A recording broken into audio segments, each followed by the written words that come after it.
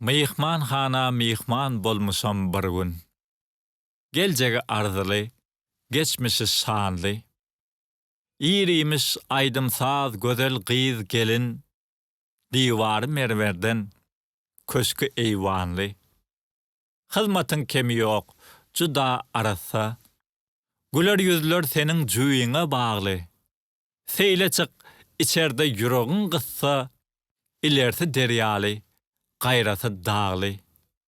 Her kim öz işiniň gumrasy bolup, seýisler at bakar, zergär, zerdokar.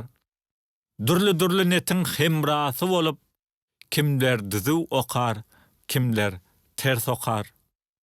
Gaýgysy, şatlygy, şowkuny bilen mihmanhana juda gyzykly tamdy. Hyzmatçysy ýokdy, iň täsin ýerem. Hemme gelen adam oňa mihmanny. Öz-özüňe hyzmat edibermeli. Ýöne diňe howa, suwu mugutdy.